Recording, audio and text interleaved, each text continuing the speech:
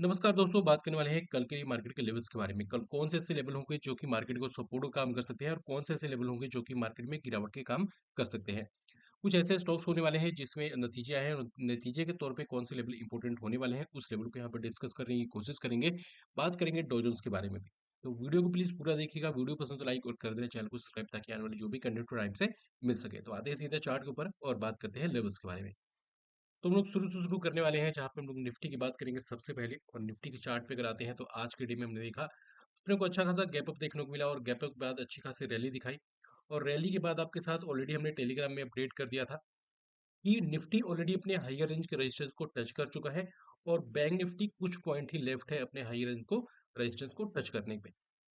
आपको पहले ही वहां से सचेत कर दिया था। उसके बाद जो भी आज के दिन के ऊपर के लेवल थे ऑलमोस्ट सारे गिव अप करते हुए आई निफ्टी। और जो 300 प्लस की रैली देखने को मिल रही थी वो अपने को खत्म होती हुई दिखी 128 पॉइंट पॉजिटिव के अंदर। तो यहाँ पे बात करते हैं क्लोजिंग की, तो क्लोजिंग देखने को मिली है 22,957 के आसपास। अब कल के लिए जो लेवल्स इंपॉर्टेंट होने वाले हैं अगर उसको यहाँ पे डिस्कस करें तो क्या निकल के आता है कल के लिए। ये जो लेवल था ये जो लेवल था क्लियरली बोला था कि ये ऊपर पहुंच चुका है और ऊपर सस्टेन करना थोड़ा मुझे लगता था कि टफ होगा क्योंकि इसने किसी को भी रिस्पेक्ट नहीं किया। तो इस तौर पर मुझे ऐसा लग रहा था कि यहाँ से एक अच्छी खासी गिरावट आनी चाहिए।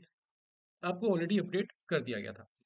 अब यहाँ पे जो कल के डे के लिए जो लेवल्स निकल के आते हैं, अब यहाँ पे देखेंगे तो इस सपोर्ट को हम लोग इस तरीके से मार करेंगे।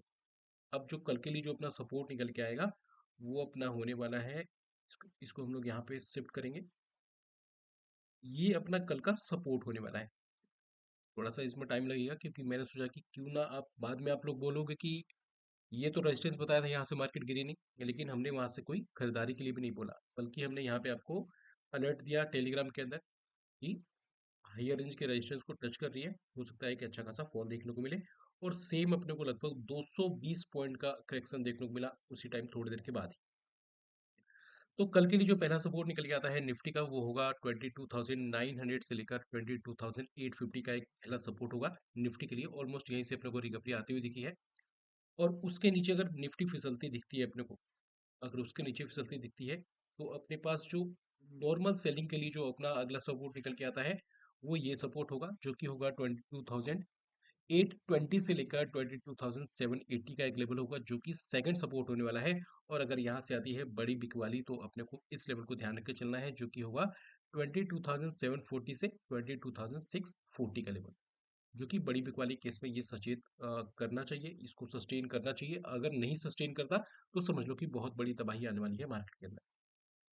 तो ये तो बात हो गई सपोर्ट के लेवल की। अब आते हैं रेजिस्टेंस लेवल की। इस रेजिस्टेंस को हम लोग इस तरीके से मार्क करके चल सकते हैं क्योंकि इस रेंज से अपने को ब्रेकडाउन देखने को मिला था। तो कल के डे के लिए जो अपना पहला रेजिस्टेंस निकल के आता है निफ्टी के अंदर वो होने वाला है ये लेवल। रेंज निकल के आते हैं 23,140 से 23,070 का एक लेवल होगा जो कि एक परफेक्ट रेजिस्टेंस निकल के आएगा इस रेंज के बीच में। अगर अपने को सडनली फिर भी बाइंग देखने को मिलती है तो इस सपोर्ट इस रेजिस्टेंस को हम लोग इस तरीके से हम लोग थोड़ा सा इस रेंज को बड़ा कर सकते हैं। और जो सेकंड रेजिस्टेंस मार्क कर सकते हैं वो अपना होने वाला है 23,420 से लेकर 23,320 का लेवल, जो कि किसी भी बड़ी खरीदारी केस में यहाँ थोड़ा सा होकर हमें सचेत होकर जाना है क्योंकि यहाँ से जब बिकवाली आएगी तो काफी बड़ी बिकवाली देखने को मिल सकती है। अब तो ये बात हो गई निफ्टी की, सॉरी। अब आते हैं बैंक निफ्टी के चार्ट के ऊपर। और बैंक निफ्टी की अगर बात करते हैं तो बैंक निफ्टी ने आज अच्छी खासी रैली दिखाई जहां पे ऑलमोस्ट ने 1200 पॉइंट का ऊपर का रैली दिखाई, लेकिन लास्ट में यहां से भी अपने को इसने भी गिव अप कर दिया। और अपने को जो क्लोजिंग देखने को मिली वो मिली 800 पॉइंट पॉजिटिव के अंदर। तो ऐसे मार्केट में जब यहाँ पे ग्रीन देखने को नहीं मिल रहे फिर भी ये पॉजिटिव में ट्रेड अपने को देखने को मिला, क्लोजिंग देखने को मिला, तो ये काफी बड़ी राहत है बुल्स के लिए। लेकिन सबसे बड़ी बात क्या हुई कि जो रेजिस्टेंस आपके साथ साझे किया था उसके ऊपर क्लोज नहीं दे पाया। अब आते हैं कल के डे के लिए लेवल्स के बारे में। आज हमने देखा कि अच्छे खासे ऊपर के लेवल से देखने को मिले। और जब गैप अप हुआ तो इस लेवल का कोई मायने नहीं रह जाता क्योंकि अच्छा खासा गैप अप हुआ था।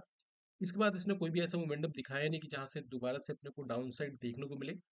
और हम लोग यहाँ तक का वेट कर रहे थे लेकिन ऑलरेडी निफ्टी वहां से रिएक्शन दिखाना स्टार्ट कर चुका था और उसके बाद अपने को अच्छा खासा फॉल देखने को मिला। तो कल के डे के लिए जो अपने को रेजिस्टेंस मार्क करके चलना है वो अपना यही लेवल होने वाला है जो अपना कल का था तो 49,320 से लेकर 49,650 का एक लेवल होगा, जो कि यहाँ पे पहला रेजिस्टेंस बनता है अगर ऊपर की साइड में जाती है बैंक निफ्टी तो। बात करते हैं सपोर्ट लेवल की। सपोर्ट लेवल की बात करते हैं तो यहाँ पे एक ऑलरेडी एक सपोर्ट निकल के आता है। ये सपोर्ट होगा जो कि नॉर्मल सेलिंग के लिए होगा, और इसके रेंज को अगर हम लोग यहाँ पे देखें तो हाईलाइट होता हुआ देखेगा, जो कि होगा 48,820 से 48,720 का लेवल। अगर ठीक ठाक से बिकवाली देखने को मिलती है तो यहाँ पे सेकंड सपोर्ट हम लोग इस तरीके से मार करके चल सकते हैं, जो कि यहाँ पे रेंज निकल के आता है, इसको ग्रीन कर देंगे हम लोग। रेंज निकल के आता है 48,580 से 48,506 सॉरी 48,580 से 48,440 का लेवल होगा, जो कि परफेक्ट सपोर्ट होगा। और यहाँ से मार्केट नहीं संभलती, बैंक निफ्टी नहीं संभलती, तो अपने को दोबारा से बड़े आराम से बैंक निफ्टी 48,000 के लोअर लेवल हिट करता हुआ दिख जाएगा। तो कल सबसे पहले ये दोनों सपोर्ट होने वाले हैं, बड़े खरीदारी के लिए अपना ये रेजिस्टेंस होने वाला है। और अगर अपने को नॉर्मल अपने को खरीदारी देखने को मिले बैंक निफ्टी में, तो सबसे पहले जो अपना आज का हाई होने वाला है उसको रेजिस्टेंस मार कर लेना है, क्योंकि ये भी एक अच्छा खासा रोल प्ले कर सकता है यहाँ से लोगों को ट्रैप करने के लिए। 49,250 से 49,160 का लेवल होगा, जो कि पहला रेजिस्टेंस होगा आज की हाई। और उसके बाद ये लेवल, मतलब बैक टू बैक दो रेजिस्टेंस होने वाले हैं, थोड़ा सा सचेत होकर ट्रेड करना है लॉन्ग साइड के अंदर। अब आते हैं कुछ चुनिंदा स्टॉक्स के ऊपर जिसके नतीजे आए हैं, और नतीजे के बेसिस पे कौन से लेवल यहाँ पे परफेक्ट होने वाले हैं उसको हम यहाँ पे कवर करने वाले हैं। अब बात करने वाले हैं सीडीएसएल के बारे में। सीडीएसएल में कल भी बताया था कि ये ऑलमोस्ट ये ब्रेक कर चुका है, अगर यहाँ से आता है तो अच्छा खासा फॉल देखने को मिलेगा। और आज हमने देखा लगभग 6% का करेक्शन देखने को मिला सीडीएसएल के अंदर, क्लोजिंग देखने को मिली है 1264 के आसपास। अब अभी के अकॉर्डिंग यही सपोर्ट निकल के आता है। सपोर्ट लेवल की बात करते हैं तो 1180 से लेकर 1134 का एक परफेक्ट लेवल होगा। इसके बीच में अगर कोई बुलिशनेस दिखाता है तभी खरीदारी के साथ में जाना है, अदरवाइज अभी इग्नोर करके चलना है। लेकिन अगर मार्केट थोड़ी सी संभलती है और यहाँ पे एंट्री मिलती है तो मुझे लगता है कि एक बाउंस बैक यहाँ पे आना चाहिए, कि आरएसआई काफी ज्यादा बिलो एवरेज हो चुका है। अब बात करने वाले हैं एक्सिस बैंक के बारे में। एक्सिस बैंक की स्टडी आपके साथ ऑलरेडी शेयर की थी, आपके साथ ये जोन परफेक्ट यहाँ पे मार्क करके भेजा था। थोड़ी सी रिएक्शन देखने को मिली थी उस दिन, और उसके बाद दोबारा फॉल, और जब अपने को प्रीवियस डे के अंदर जब बड़ा फॉल देखने को मिला मतलब मंडे को, तो इसने भी अपने ओरिजिन लेवल को टच किया, और उसके बाद आज के डे में अच्छा खासा अपने को ऊपर का लेवल देखने को मिला। अब यहाँ पे देखते हैं तो जो अपने पास लास्ट टाइम सपोर्ट बनते हुए नजर आए थे वही अब बन चुका था रेजिस्टेंस, और आज के डे में उसी लेवल को हाई लगाने के बाद अपने को ऊपर के लेवल से बिकवाली देखने को मिली। लेकिन अब थोड़ा पोजिशनली जाते हैं तो देखना है, एक लेवल अपने को ध्यान रख के चलना है, ये लेवल जो रेंज निकल के आता है 1048 से 1011 का लेवल, जिसका ओरिजिन होने वाला है 1026 से लेकर 1048 का लेवल, जहां पे 20 में अनटेस्टेड है, और एक गैप फिलिंग होने के बाद दोबारा से एक बिग वाली यहाँ पे हावी होती नजर आ सकती है। तो इस लेवल को ध्यान रख के चलना है। यहाँ से अगर कोई बियरनेस मूवमेंट दिखाता है तो दोबारा से हम लोग जा सकते हैं बिग वाली की साइड में। क्लोजिंग देखने को मिली है 983 के आसपास। अब बात करने वाले हैं सिप्ला के बारे में। सिप्ला के आए जाए हैं क्वार्टर थ्री के रिजल्ट, और क्वार्टर थ्री के जो रिजल्ट है वह बढ़िया देखने को मिले, लेकिन इनकी जो गाइडेंस है वो ठीक ठाक से देखने को नहीं मिली है, जिस वजह से स्टॉक अपने हायर लेवल पे सस्टेन नहीं कर पाया। प्लस ये एक अच्छा खासा रेजिस्टेंस लेवल भी था। तो इनके जो नतीजे आए हैं वो चलते मार्केट में नतीजे आए थे, तभी यहाँ से एक बड़ा अपने को ऊपर के लेवल देखने को मिले। और इन्होंने जो पोस्ट किया है, जो इन्होंने एस्टिमेट लगाए थे, वो लगाया था 1175 करोड़ का प्रॉफिट, लेकिन इन्होंने दर्ज किया है 1570 करोड़ का, मतलब रिजल्ट काफी बढ़िया है। लेकिन जो इन्होंने कमेंट्री की है वो मार्केट को बिल्कुल पसंद नहीं आई है। अब यहाँ पे कल के डे के लिए ध्यान करना है। कल के डे के लिए जब तक ये सस्टेन ना करता हुआ दिखे 1470 या फिर 1465 के ऊपर, तब तक खरीदारी करना रिस्की होगा। पर अगर अपने को कोई ऐसे ब्रोकर्स इसके टारगेट बढ़ा देते हैं, इस केस में अपने को इस लेवल को ध्यान रख के चलना है, क्योंकि आज रिजल्ट आए हैं और उसका जो इम्पैक्ट देखने को मिलेगा कल देखने को मिलेगा। क्योंकि अगर कोई ऐसे ब्रोकर्स है जो इस पे बुलिश हो जाते हैं, तो अपने को हो सकता है यहाँ से एक अच्छा खासा बुलिश का ट्रेंड यहाँ पे फॉलो करता हुआ दिखे। तो एक लेवल ध्यान रख के चलना है, ये ऑप्शन ट्रेडर के लिए लेवल होंगे, जो कि होगा 1552 से लेकर 1527 या फिर 30 का लेवल। इसके बीच में अगर कोई भी अपने को बेयरिश मूवमेंट दिखाता है, डेफिनेटली हम लोग जा सकते हैं पुट के साइड में, एक बढ़िया मोमेंटम दिखा सकता है इंट्राडे या फिर एक दो दिनों के लिए। बात करने वाले हैं पीएसयू बैंक के बारे में। नाम निकल के आता है बैंक ऑफ इंडिया। आज के डे में हमने देखा जब ये 109 के आसपास ट्रेड करता हुआ दिख रहा था, और ऑलमोस्ट मार्केट के साथ इसने भी अच्छा खासा पार्टिसिपेट किया बुल रन के अंदर, जहां पे ऑलमोस्ट हम लोग बोले तो 6% का अपर मूव दिखाया है इसने। और यहाँ पे देखेंगे एक सप्लाई जोन होने वाला है, जिसका रेंज निकल के आता है 120 या फिर 121 से 115 का लेवल। इसके बीच में इसके ओरिजिन की बात कर रहे हैं तो 117 से लेकर 121 का या फिर 120 का लेवल होगा होगा।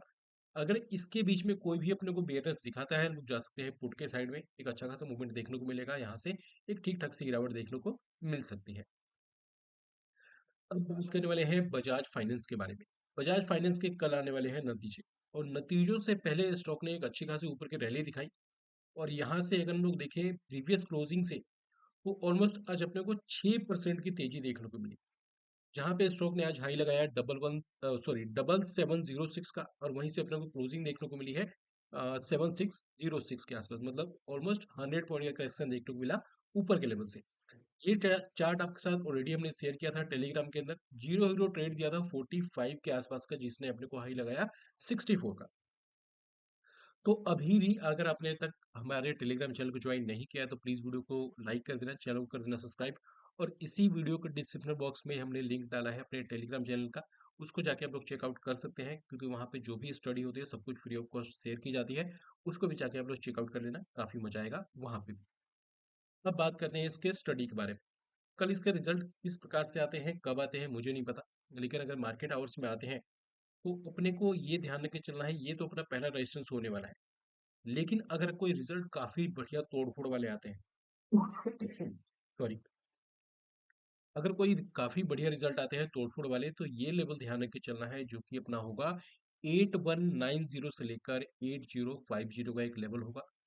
इसके बीच में मुझे लगता है कि कितनी भी बड़ी बाइंग हो, एक अच्छी खासी बाइंग को भी ये खत्म कर सकता है ये जोन। इस लेवल को ध्यान रख के चलना है, जब भी यहाँ पहुंचे आराम से यहाँ पे एक बाइंग बनती है।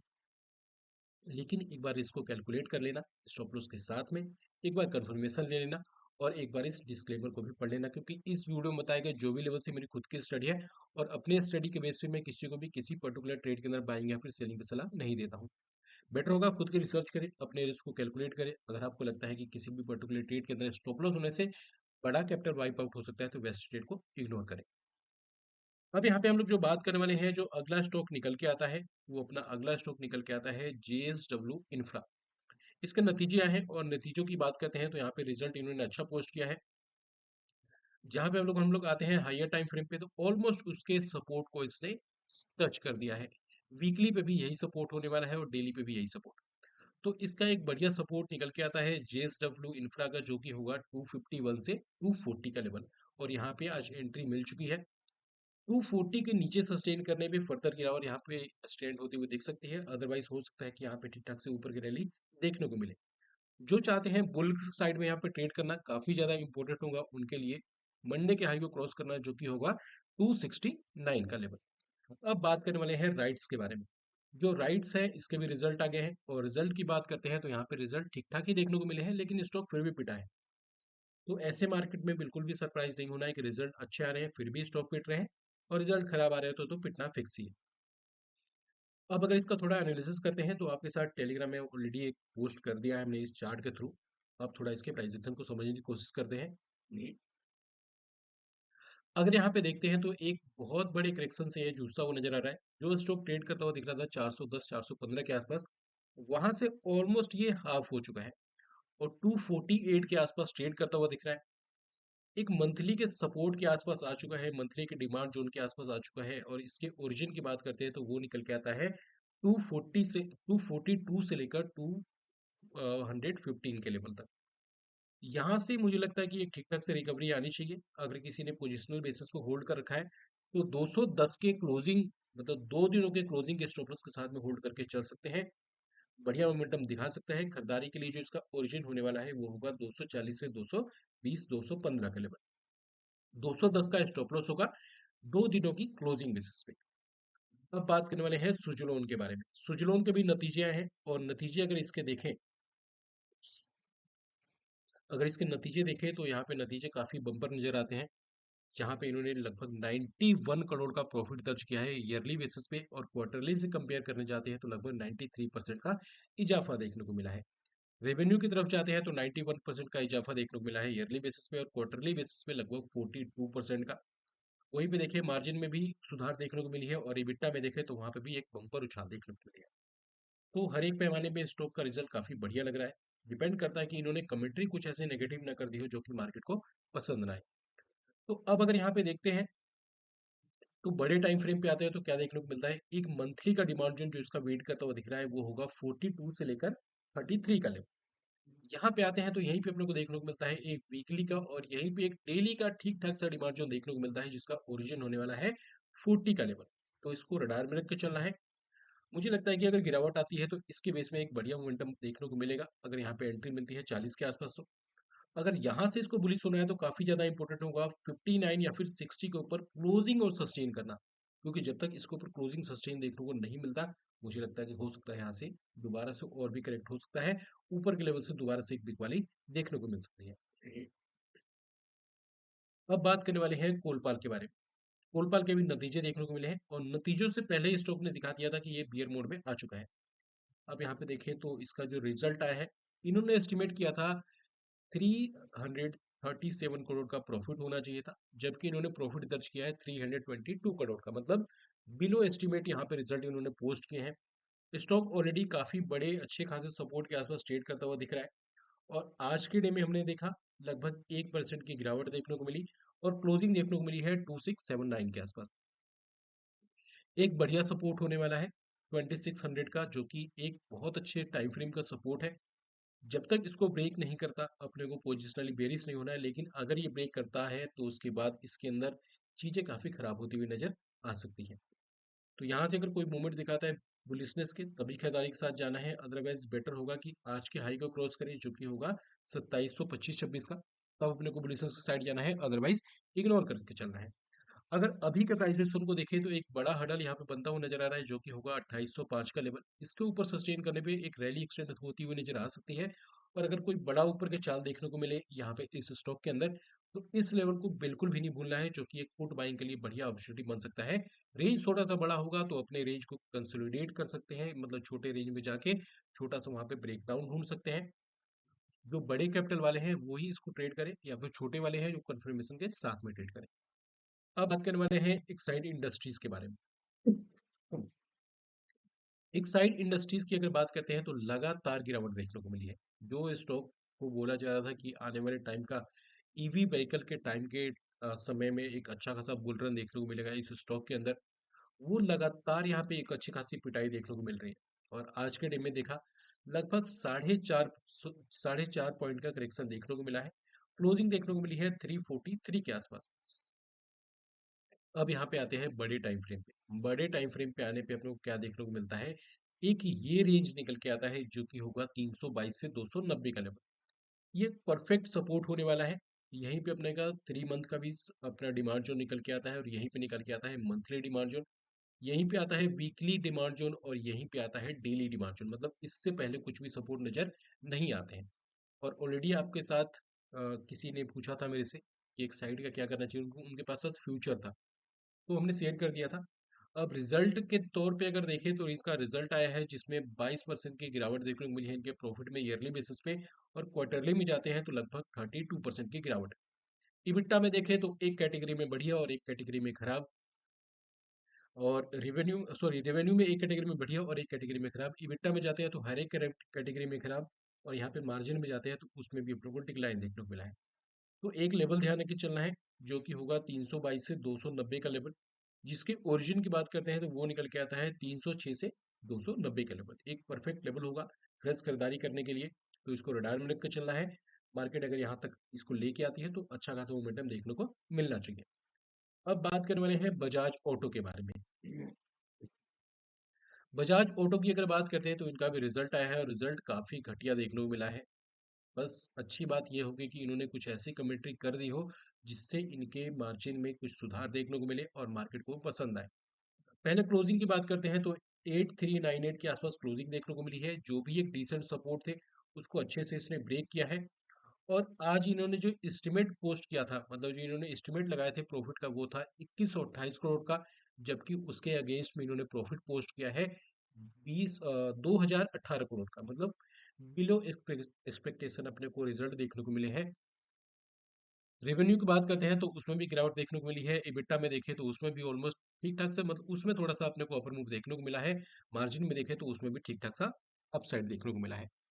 अब यहाँ पे देखें तो यहाँ पे दो सपोर्ट निकल के आते हैं। अगर कल बड़ा गैप डाउन नहीं होता, बड़ी सेलिंग नहीं देखने को मिलती, तो एक सपोर्ट होगा जो कि होगा 8040 से लेकर सॉरी 8040 से लेकर 7880 का एक परफेक्ट सपोर्ट होगा जो कि यहाँ पे हाईलाइट होगा। इसके बीच में अगर कोई भी अपने को अपर मूव दिखाता है, छोटे रेंज पे अगर कोई ब्रेकआउट दिखाता है, खरीदारी के साथ में जा सकते हैं। लेकिन अगर इसके अंदर एक बड़ी गिरावट देखने को मिलती है, जैसे 8% 12% ऐसे करेक्शन, और इस स्टॉक में ऐसा होता भी है, ये कैंडल देखो आप, सीधा अपने को 12% से भी ज़्यादा करेक्शन देखने को मिला था। अगर ऐसा होता है तो अपने को हो सकता है बजाज ऑटो यहाँ तक फिसलता हुआ दिखे, जो कि लेवल होगा 7135 से लेकर 6955 के लेवल। तो इसको रडार में रखकर चलना है। बात करने वाले हैं महिंद्रा फाइनेंस के बारे में। महिंद्रा फाइनेंस के रिजल्ट आए हैं और रिजल्ट यहाँ पे काफी बढ़िया देखने को मिल रहे हैं। जहाँ पे हम लोग देखेंगे प्रॉफिट को, तो प्रॉफिट में यहाँ पे इजाफा देखने को मिला है 63% का ईयरली बेसिस पे, और क्वार्टरली बेसिस पे जाते हैं तो लगभग 143% का, और 143 करोड़ का। और यहीं पे जाते हैं एनआईआई में, तो लगभग 13% की अपर मूव देखने को मिली है ईयरली बेसिस पे, और क्वार्टरली में जाते हैं तो थोड़ा सा डिक्लाइन देखने को मिला है। अगर रिजल्ट अपने को काफी ज्यादा पॉजिटिविटी दिखाता है कल के डे में, तो एक लेवल ध्यान रखकर चलना है जो कि होगा 295 से 288 का लेवल। इसके बीच में अगर कोई भी अपने को बेयरनेस के साइन दिखाता है, हम लोग जा सकते हैं पुट के तरफ। अगर कोई बड़ा गैप डाउन देखने को मिले, तो एक लेवल ध्यान रख के चलना है जो कि अपना होने वाला है 251 से 244 का लेवल। इसके बीच में एक बढ़िया सपोर्ट होगा, और अगर कोई बड़ी गिरावट आती है तो इसके बीच में हम लोग जा सकते हैं खरीदारी के लिए, लेकिन जाना है कंफर्मेशन के साथ। अब बात करने वाले हैं एसबीआई कार्ड के बारे में। एसबीआई कार्ड के नतीजे आए हैं और नतीजे देखें तो काफी खराब देखने को मिले हैं। अगर यहाँ पे देखें प्रॉफिट की बात करते हैं, तो लगभग 30% का डिक्लाइन देखने को मिला है, क्योंकि लास्ट टाइम इन्होंने जो शेयर किया था प्रॉफिट, वो शेयर किया था 549 करोड़ का, और जहाँ पे इस बार इन्होंने शेयर किया है 383 करोड़ का। एनआईए की बात करते हैं तो लगभग 355% का डिक्लाइन देखने को मिला है। ग्रोस एनपीए की बात करते हैं तो उसमें अपने को ऑलमोस्ट थोड़ा सा डिक्लाइन, नेट एनपीए की बात करते हैं तो इसमें ऑलमोस्ट थोड़ा सा डिक्लाइन, और यहाँ पे प्रोविजन कवरेज रेशियो की बात करते हैं तो इसमें थोड़ा सा अपने को ऑलमोस्ट हम लोग बोल सकते हैं कि इन द लाइन देखने को मिला है। तो रिजल्ट अपने को ओवरऑल अपने को थोड़े से खराब देखने को मिल रहे हैं। लेकिन हम लोग वेट कर रहे थे इन दोनों सप्लाई पे कि अगर यहाँ पे अपने को मिल जाए मौका, तो हम लोग यहाँ पे एक पुट में एक तरफ जाए। लेकिन अब देखते हैं कि किस प्रकार से रिएक्ट करता है ये। क्लोजिंग देखने को मिली है 759 के आसपास। अगर अपने को कल के डे में यहाँ पे मौका मिले, जो कि लेवल होगा 820 से 804 805 का लेवल, और यहाँ पे कोई अपने को बियरनेस के साइन दिखाए, तो डेफिनेटली एक फुट में बाइंग बनती है, काफी अच्छा खासा पैसा बन सकता है इसके अंदर। अगर यहाँ पे पहला नॉर्मल गैप डाउन हो, सॉरी गैप अप हो, और अपने को मौका मिले 800 से लेकर 785 के लेवल तक, और यहाँ पे कोई बियरनेस मूवमेंट दिखाए, तो हम लोग यहाँ से भी जा सकते हैं। लेकिन अगर बड़ा गैप डाउन होता है, तो पहला सपोर्ट निकल के आता है 716 से 705 का लेवल। और बहुत बड़े गैप डाउन के केस में, या फिर हो सकता है कि यहाँ पे रुके और फिर अगर लगातार अपने को सेलिंग यहाँ पे कंटिन्यू होती हुई दिखे, तो एक लेवल ध्यान रख के चलना है जो कि होगा 675 से 660 का लेवल, जो कि परफेक्ट सपोर्ट बनेगा, जिसने इतने अच्छे खासे मूव को यहाँ पे अंजाम दिया है। अब बात करने वाले हैं भेल के बारे में। अब अगर भेल की बात करते हैं तो इसके भी नतीजे हैं, और नतीजों से पहले इस स्टॉक ने काफी बड़ी गिरावट दिखा दी है, और आज के डे में देखें तो लगभग 4% का करेक्शन देखने को मिला। इसके रिजल्ट काफी ज्यादा बढ़िया देखने को मिल रहे हैं अभी तक। सबसे बड़ा डिपेंड करता है रिजल्ट के बाद। अगर इन्होंने कुछ ऐसी कमेंट्री ना की है जो कि मार्केट को पसंद आए, तो हो सकता है अपने को ऊपर के लेवल देखने को मिले जहां पे एक फुट में अपॉर्चुनिटी बन सकती है। तो सबसे पहले बात करेंगे हम लोग इसके प्रॉफिट के बारे में। इन्होंने प्रॉफिट दर्ज किया है 123 करोड़ का ईयरली बेसिस पे, और प्रॉफिट में अंदर इजाफा देखने को मिला है लगभग 27 करोड़ का क्वार्टरली बेसिस पे। रेवेन्यू में बात करें तो यहाँ पे हर एक पैरामीटर में बढ़िया, EBITDA में बात करें तो इसमें भी हर एक पैरामीटर में बढ़िया, और अगर मार्जिन में बात करते हैं तो इसमें भी बढ़िया देखने को मिले, मतलब रिजल्ट ओवरऑल अपने को अभी बढ़िया देखने को मिले हैं। अब क्लोजिंग देखने को मिली है 187 के आसपास। एक लेवल होगा जो कि हम लोग यहाँ पे कंसीडर कर सकते हैं एक बढ़िया रेजिस्टेंस। रेंज निकल के आता है 219 से 209 का लेवल। इसके ओरिजिन की बात करते हैं तो ये होगा 212 से लेकर 219 का लेवल। इसके बीच में अगर कोई भी अपने को गैप अप होने के बाद अपने को थोड़ा सा बियरनेस के साइन दिखाए, डेफिनेटली जा सकते हैं पुट के साइड में, एक बढ़िया अपॉर्चुनिटी बन सकता है। और अगर बात करें बड़ी गिरावट देखने को मिले, तो मुझे लगता है कि इससे पहले कोई भी यहाँ पर सपोर्ट नजर नहीं आता अभी के प्राइस एक्शन के अकॉर्डिंग। तो इस लेवल को ध्यान में रख के चलना है अपने को, जो कि होगा 171 से लेकर 165 का लेवल भेल के अंदर।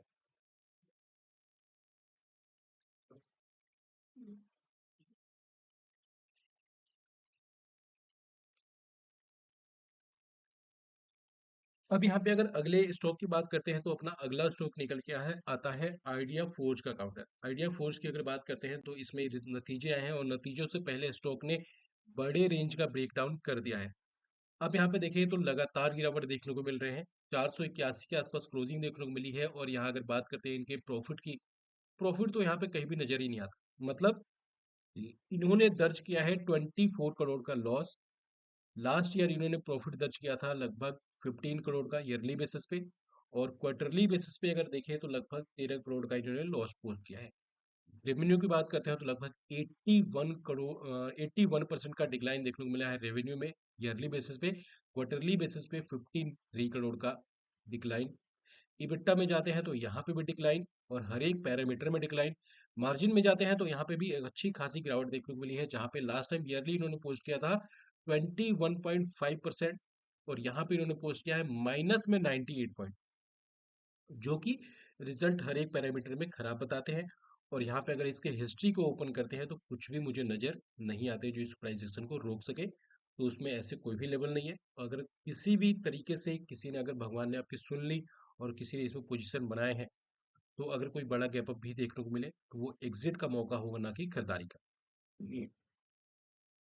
अब बात करने वाले हैं टीवीएस मोटर्स के बारे में। टीवीएस के नतीजे आए हैं और नतीजे की अगर बात करते हैं तो नतीजे बढ़िया देखने को मिले हैं, जहां पे इन्होंने प्रॉफिट दर्ज किया है 618 करोड़ का। और कंपेयर करेंगे लास्ट टाइम से, तो लास्ट टाइम इन्होंने प्रॉफिट दर्ज किया था 592 करोड़ का ईयरली बेसिस पे। रेवेन्यू में भी अपने को ठीक ठाक सा उछाल देखने को मिला है, जिसके बेसिस पे अपने को स्टॉक में ऑलमोस्ट 5 से 6% का अपर मूव देखने को मिला। अब यहाँ पे देखिए, अगर कल के डे में कोई ब्रोकर इसके टारगेट बढ़ा देता है या फिर कोई पॉजिटिव न्यूज आ जाती है, तो इस केस में हम लोग को इस लेवल को ध्यान रख के चलना है, जो कि होगा 2550 से लेकर 2470 या फिर 80 का लेवल। इसके बीच में अगर कोई भी अपने को बियरनेस दिखाता है, डेफिनेटली हम लोग जा सकते हैं पुट के साइड में। लेकिन जो इन्होंने यहाँ पे खरीदारी कर रखा है, जो इन्होंने शॉर्ट टर्म में यहाँ पोजीशन बना रखा है, मुझे लगता है कि ये लेवल बेस्ट होगा बिग वाली के लिए। ऐसी मेरी खुद की स्टडी है। लेकिन ध्यान रखना है, कुछ भी बाइंग सेलिंग करने से पहले एक बार खुद की रिसर्च जरूर करनी है। बात करने वाले हैं पीरामल फार्मा के बारे में। पीरामल फार्मा में ऐसा कुछ न्यूज़ नहीं है, किसी क्वेरी थी। तो ये एक डिसेंट सपोर्ट के आसपास ट्रेड करता हुआ दिख रहा है, जो कि होगा 218 से 209 210 का लेवल। जब तक ये सुरक्षित है 210 का लेवल या फिर 209 का लेवल, जब तक डेली क्लोजिंग बेसिस पे ब्रेक नहीं होता, तब तक अपने को डरने की जरूरत नहीं है। लेकिन जैसे ही ब्रेक होगा, अचानक इसमें बड़े बड़े यहाँ पे रेड कैंडल बनते हुए दिखेंगे, और नीचे की तरफ टारगेट देखने को मिलेंगे। 196 का पहला टारगेट, 185 86 का दूसरा टारगेट, और हो सकता है 170 के लोअर लेवल भी देखने को मिले। अब बात करेंगे इन्फी के बारे में। इन्फी अगर देखें तो ऑलरेडी एक रेंज का ब्रेकडाउन कर चुका है, रीटेस्ट भी हो चुका है, दोबारा से एक ब्रेकडाउन होने की कोशिश है। आज के डे में हमने देखा 1830 के आसपास क्लोजिंग देखने को मिली है। एक लेवल यहाँ पे ध्यान रख के चलना है, जो कि होगा 1895, या फिर राउंड फिगर में जा सकते हैं 1900 का लेवल। जब तक उसके ऊपर क्लोजिंग सस्टेन ना करे, मुझे लगता है कि एक बहुत बड़ा यहाँ पे बियर बुल की फाइट होने वाली है, जहाँ पे बियर्स की यहाँ पे विक्ट्री होते हुए नजर आ सकती है।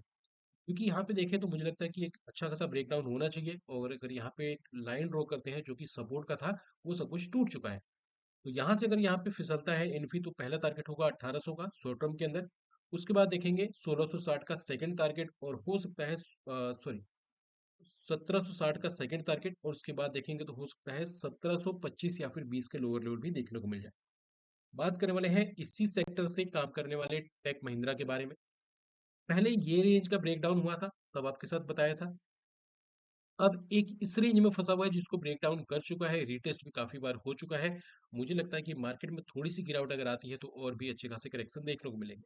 क्लोजिंग देखने को मिली है 1648 के आसपास। एक लेवल ध्यान रख के चलना है, जो कि काफी इंपॉर्टेंट होगा बुल्स के लिए, जो कि होगा 1740 का लेवल। जब तक उसके ऊपर सस्टेन नहीं करता, अपने को बुलिश नहीं होना है। लेकिन जैसे ही ये सस्टेन करना स्टार्ट करता है 1635 के नीचे, एक अच्छा खासा अपने को करेक्शन देखने को मिलेगा, जहां पे हम लोग देखेंगे पहला टारगेट 1620 का पहला टारगेट होगा। उसके बाद देखेंगे 1595 का पहला सेकंड टारगेट होगा, और हो सकता है अपने को 1575 के लोअर लेवल भी देखने को मिले। तो ये थी अपनी स्टडी स्टॉक के बेसिस पे। अब एक बार बात करते हैं डॉजन्स के बारे में। अब डॉ जोन्स की बात करते हैं तो ये मार्केट ओपन हो चुकी है और यहाँ जो हम लोग वीडियो को शूट कर रहे हैं तो लगभग 25 पॉइंट पॉजिटिव में ट्रेड करता हुआ दिख रहा है और आपके साथ हमने पहले ही बता दिया है ये अपने हायर रेंज के आसपास पहुंच चुका है। पहले एक बार करते हैं इसका रिकैप। कल आपके साथ बताया था जब यह ट्रेड करता हुआ दिख रहा था 300 पॉइंट नेगेटिव में, इस लेवल को इसने ब्रेक नहीं किया जो कि डेली का डिमांड जोन था। यहाँ से अच्छी खासी रिकवरी देखने को मिली जो कि अच्छी बात हुई जिस वजह से अपने मार्केट को सपोर्ट मिला। लेकिन अब ये अपने हायर रेंज के जहाँ से एक बड़ी बिक वाली देखने को मिली थी वहीं पे पहुंच चुका है। तो काफी ज्यादा इंपॉर्टेंट होगा डॉ जोन्स के लिए 45,100 के ऊपर क्लोजिंग सस्टेन होना। अगर नहीं करता सस्टेन वहां पे तो मुझे लगता है कि एक अच्छा खासा फॉल यहाँ पे डॉ जोन्स में देखने को मिलेगा और उसके बाद अपने मार्केट को बचाना थोड़ा सा टफ हो जाए। तो ये थी अपनी रिसर्च कल के लिए मार्केट के लेवल्स के बारे में। अगर वीडियो पसंद आई है तो प्लीज वीडियो को लाइक और कर देना, चैनल को सब्सक्राइब। मिलते हैं नए वीडियो में नए टॉपिक साथ में, तब तक के लिए bye take care and keep watching my videos.